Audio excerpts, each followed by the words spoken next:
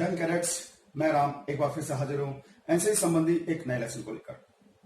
इससे पहले मैं आप सभी का धन्यवाद जताना चाहता हूं कि आपने हमारे YouTube चैनल एनसीसी मित्र को अधिक से अधिक लाइक, सब्सक्राइब और शेयर करके हमारा मनोबल बढ़ाने की कोशिश की है। आपसे अनुरोध है, इसी प्रकार से हमारा मनोबल बढ़ाते रहिए, प्रोत्साहन देते रहिए। साथ ही कमेंट सेक्शन में जाकर अपने किसी प्रकार के सुझाव को भी दे सकते हैं। तो कैडेट्स, एनसीसी में आर्म फोर्सेस संबंधी ऑर्गेनाइजेशन की जानकारी को आगे बढ़ाते हुए इसी कड़ी में आज हम जानेंगे कि सेना का बुनियादी संगठन किस प्रकार से होता है। अमूमन एक सिविलियन के मन में यह सवाल आता है कि सारे फौजी एक जैसे दिखते हैं, क्या उनका काम भी एक जैसा ही है? क्या ये सारे एक ही प्रकार का काम करते हैं? क्या इनका रोल एक ही प्रकार का है? तो मेरा कहना नहीं। सभी फौजी दिखने में ड्रेस लगाते हैं एक प्रकार की, लेकिन उनका काम उनके रोल के हिसाब से अलग अलग है। ये किस प्रकार से है, ये देखते हैं इस लेसन में। जैसा कि आपको मैं बता चुका हूं कि भारतीय सेना विश्व की चौथी सबसे बड़ी सेना है, जिसने आजादी के बाद से ही 5 युद्धों में भाग लिया है। इसने समय समय पर अपनी उपयोगिता सिद्ध की है। भारतीय संघ की तरह जैसे भारतीय संघ कई राज्यों, जिलों, तहसीलों और तहसीलों में बटा है, इसी प्रकार से सेना भी इसी प्रकार के ऑर्गेनाइजेशन से संबंध रखती है, जिसमें उसकी बांट की गई है। उनमें सभी विभाग का अपना अपना एक किरदार है, जिसके आधार पर वो अपना अपना किरदार निभाने में सक्षम रहते हैं। आइए ये किस प्रकार से होता है देखते हैं। सबसे पहले बात करते हैं युद्धों की। आजादी के बाद से ही भारतीय सेना को 5 युद्ध लड़ने पड़े हैं। सबसे पहले 1947-48 में जब जम्मू कश्मीर पर पाकिस्तान ने कबायलियों के बेस पर हमला कर दिया, उस समय हमें लगभग कश्मीर का 1/3 हिस्सा खोना पड़ा। इसी प्रकार से 1962 में चीन के साथ एक और युद्ध हुआ, जो कि लद्दाख सेक्टर और उत्तर पूर्व में नेफा सेक्टर में लड़ा गया। 1965 में फिर पाकिस्तान के साथ एक बार हमारी टक्कर हुई, जो लगभग अनिर्णित रही। फिर 1971 में चौथी लड़ाई हुई, जिसमें कि एक वो महत्वपूर्ण क्षण आया जब भारत ने पूरी पाकिस्तान को काटते हुए बांग्लादेश नाम के एक नए राष्ट्र का सृजन करने में मदद की। लेकिन पाकिस्तान अपनी किसी प्रकार की कुटिल चाल से बाज नहीं आया और उसने एक बार फिर 1999 में कारगिल में हिमाकत की, इसमें से फिर से मुंह की खानी थी। तो आप देख सकते हैं कि हमने आजादी के बाद से 5 युद्ध लड़े हैं, जिसमें से 4 युद्ध पाकिस्तान के खिलाफ और 1 युद्ध चीन के खिलाफ है। इसी कड़ी को आगे बढ़ाते हुए आज हम जानेंगे कि सेना में किस प्रकार से कमांड एंड कंट्रोल होती है, सेना में वो कौन कौन से उसके मुख्य अंग हैं और वो किस प्रकार से काम करते हैं। आपकी सहूलियत के लिए ये लेसन मैंने 4 भागों में बांटा है। भाग नंबर 1 में आपके लिए कमांड एंड कंट्रोल बताया जाएगा। भाग नंबर 2 में इसके मुख्य अंग यानी फाइटिंग आर्म्स, भाग नंबर 3 में सपोर्टिंग आर्म्स के बारे में और भाग नंबर 4 सपोर्टिंग सर्विसेज के बारे में जानकारी दी जाएगी। सबसे पहले लेते हैं कमांड एंड कंट्रोल। इसके बारे में आपको पिछले लेसन में बताया जा चुका है। तो पहले कमांड के बारे में बात करते हैं। तो आपको बताया जा चुका है, भारत के राष्ट्रपति सेना के सर्वोच्च कमांडर हैं। सेनाध्यक्ष चीफ ऑफ आर्मी स्टाफ की भूमिका निभाते हैं, जो कि दिल्ली में उनका हेडक्वार्टर है। वे अपने साथ कुछ प्रिंसिपल स्टाफ अफसर्स, एक वाइस चीफ, 2 डेप्यूटी चीफ, इसी प्रकार से सर्विसेज और आर्म्स के अध्यक्षों के साथ मिलकर इस भूमिका को बखूबी निभाते हैं। वे सेना की ट्रेनिंग, मेंटेनेंस, ऑपरेशन आदि सुविधाओं के लिए जिम्मेदार है। बात करते हैं कमांड हेडक्वार्टर्स की। जैसा कि आपको बताया चुका है कि सेनाध्यक्ष अकेले ही यह काम नहीं कर सकते हैं। उनकी सहायता के लिए पूरे देश में सेना को 7 कमांड में बांटा गया है। इसके बारे में आपको पिछले लेसन में भी विस्तार से बताया गया है। इन कमांड हेडक्वार्टर्स में एक लेफ्टिनेंट जनरल स्तर के अधिकारी होते हैं, जो कि इन्हें कमांड करते हैं। आपको पिछली बार बताया चुका है, लेकिन मैं फिर भी रिपीट कर रहा हूं कि सेना का पूर्वी कमान यानी ईस्टर्न कमांड मुख्यालय कोलकाता पश्चिम बंगाल में है, वेस्टर्न कमांड चंडी मंदिर में, नॉर्दर्न कमांड उधमपुर में, साउदर्न कमांड पुणे में, साउथ वेस्ट कमांड जयपुर में, सेंट्रल कमांड लखनऊ में और ट्रेनिंग कमांड का मुख्यालय शिमला में है। अब कमांड हेडक्वार्टर्स के नीचे 2 प्रकार की फॉर्मेशंस हैं, जिन्हें कि हम फील्ड फॉर्मेशंस और स्टैटिक फॉर्मेशंस के नाम से जानते हैं। फील्ड फॉर्मेशन का मतलब है कि वो फॉर्मेशंस जो लड़ाई में जाती है, लड़ाई में भाग लेती हैं, दुश्मन से गुत्थम-गुत्था होती हैं। इसके तहत आती हैं कोर, डिवीजन और ब्रिगेड। कोर को भी एक लेफ्टिनेंट जनरल स्तर के अधिकारी कमान करते हैं। कोर को भी उसके रोल के हिसाब से दो प्रकार के नाम से जाना जाता है। नंबर 1 होती है स्ट्राइक फॉर्मेशन, नंबर 2 होती है होल्डिंग फॉर्मेशन। स्ट्राइक फॉर्मेशन जैसे आपको नाम से पता चल रहा है, हमला करने के लिए, यानी ये हमलावर ऑर्गेनाइजेशन है, और होल्डिंग फॉर्मेशन है वो डिफेंसिव ऑर्गेनाइजेशन है, यानी उसका मुख्य काम सुरक्षा करना है। एक कोर के तहत 3 से 5 तक डिवीजन हो सकती है। एक डिवीजन को मेजर जनरल स्तर के अधिकारी कमान करते हैं। इसके रोल के हिसाब से भी इसे इन्फेंट्री, माउंटेन, मैकेनाइज और आर्मर्ड डिवीजन में बांटा जा सकता है। एक डिवीजन के नीचे फिर 3 से 5 ब्रिगेड आ सकती हैं। ब्रिगेड को एक ब्रिगेडियर लेवल का अधिकारी कमान करता है।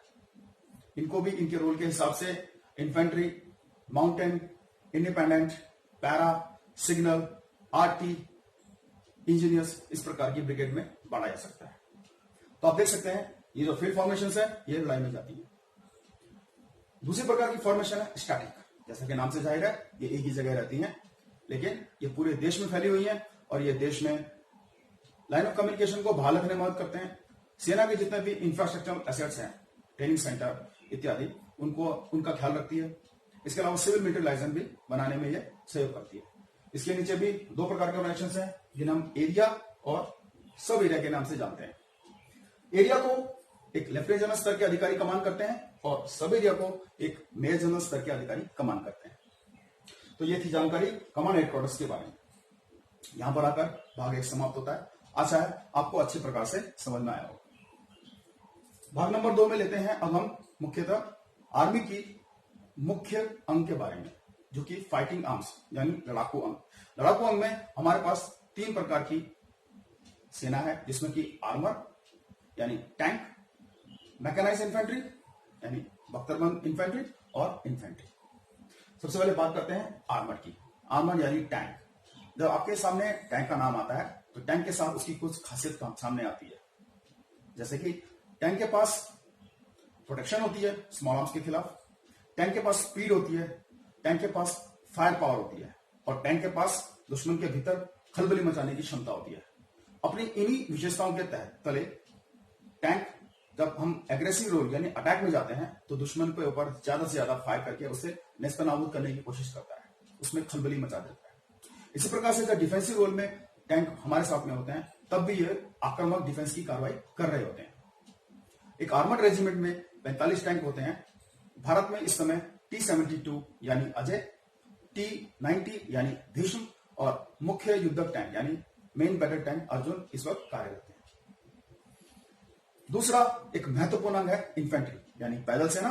पैदल सेना को हम बैटल ऑफ द क्वीन भी कहते हैं, यानी लड़ाई की रानी।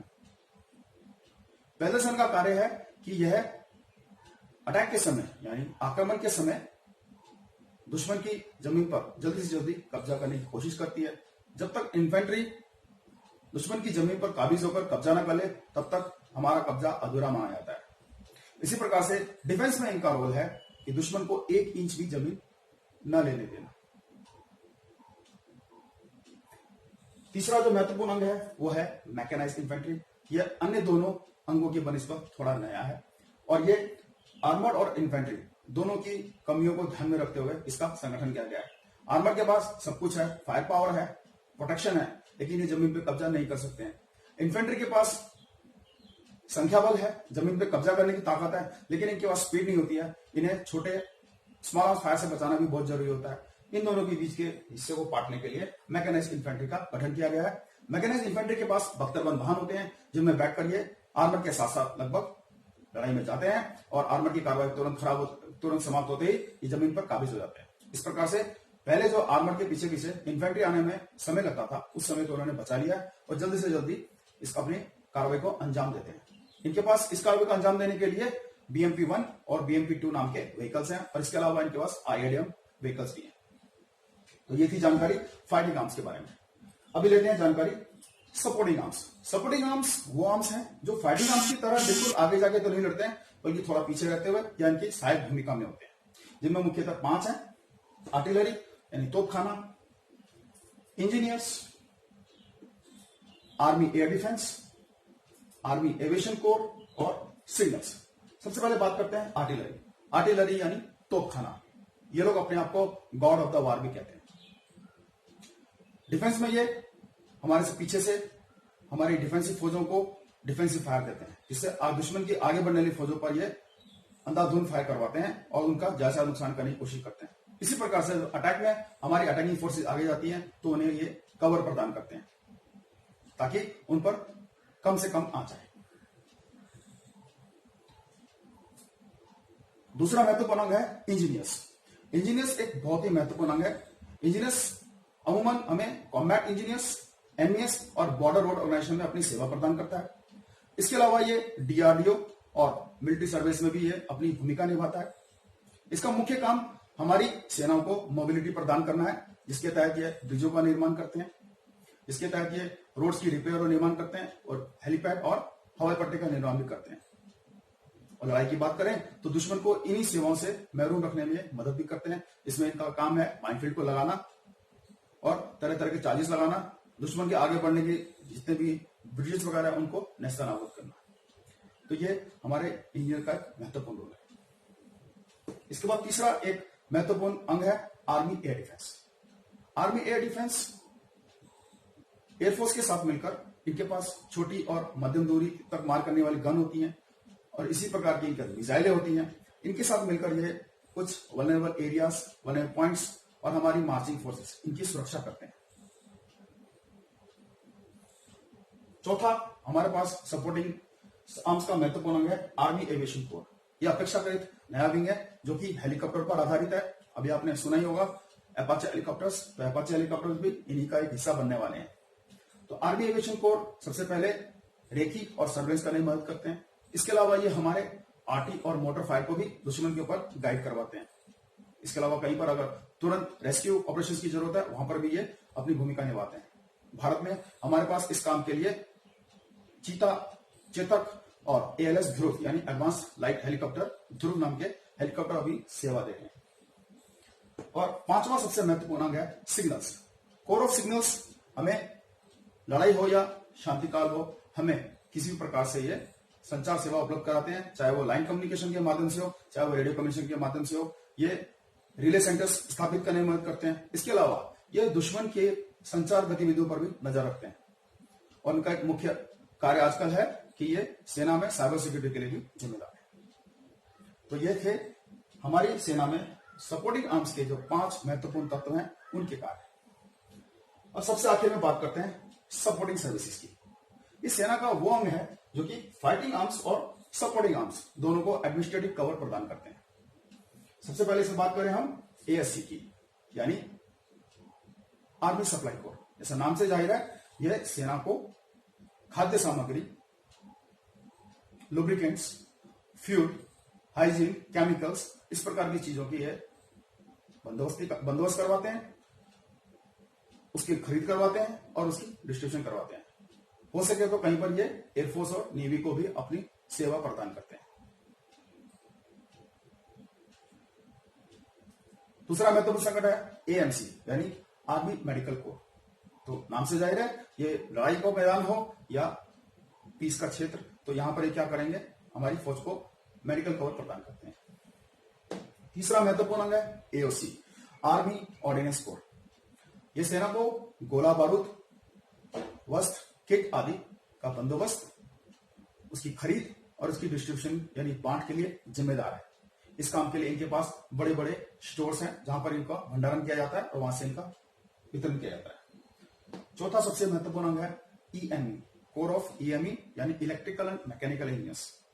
यह हमारी सेना में हथियार, संचार उपकरण, गाड़ियां आदि की मेंटेनेंस, उनकी रिपेयर, उनकी रिकवरी के लिए जिम्मेदार है। पांचवा महत्वपूर्ण संगठन है RBC remount and veterinary core. एक ऐसा संगठन है जिसमें सेना में काम आने वाले जानवरों को ब्रीड किया जाता है, उन्हें प्रशिक्षित किया जाता है, उनके स्वास्थ्य की देखभाल की जाती है और उनके मृत्यु तक उनकी हर प्रकार की केयर की जाती है। छठा महत्वपूर्ण संगठन है AEC, आर्मी एजुकेशन कोर।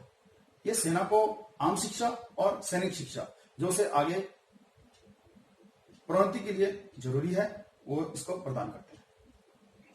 सातवां इंटेलिजेंस कोर यानी गुप्तचर तंत्र, नाम से जाहिर है ये सेना से किसी प्रकार की लीकेज, किसी प्रकार के सैबोटाज आदि को पहले से भापने में कामयाब रहते हैं और इसी प्रकार से दुश्मन की गतिविधियों पर भी नजर रखते हैं।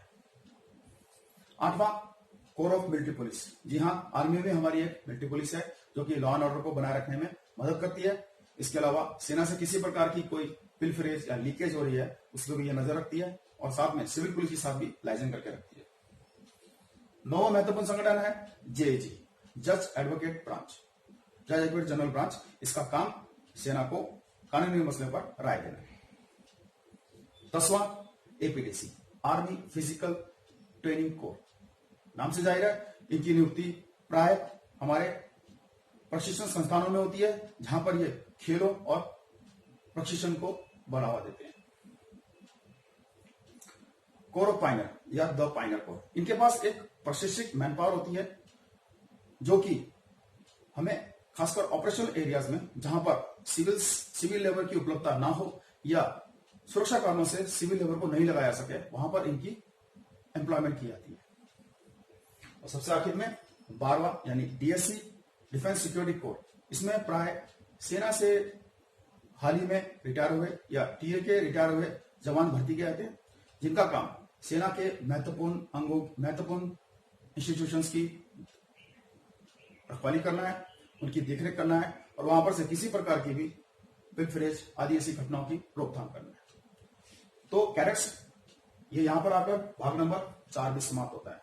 तो आज हमने आर्म फोर्सेस 2 सेना के बुनियादी संगठन में हमने सेना द्वारा लड़े गए युद्धों के बारे में जानकारी दी। हमने सेना के कमांड एंड कंट्रोल जिसमें कि कमांड हेडक्वार्टर्स, इसके तहत आने वाली फील्ड फॉर्मेशंस और स्टैटिक फॉर्मेशन आदि के बारे में जानकारी हासिल की और इसी प्रकार से हमने फिर सेना के 3 मुख्य अंगों फाइटिंग आर्म्स, सपोर्टिंग आर्म्स और सपोर्टिंग सर्विसेज के बारे में जानकारी हासिल की। आशा है आपको पूर्णतः जानकारी हासिल करने में हमने कोई कोर कसर नहीं रखी, लेकिन फिर भी यदि आपके किसी प्रकार के सवाल हैं, आपके किसी प्रकार के सुझाव हैं तो आप हमारे कमेंट बॉक्स में जाकर सुझाव दे सकते हैं। तो आगे फिर मैं इसी प्रकार से आपका ज्ञानवर्धन करने के लिए आता रहूंगा। आप इसी प्रकार से हमारा प्रोत्साहन करते रहिए।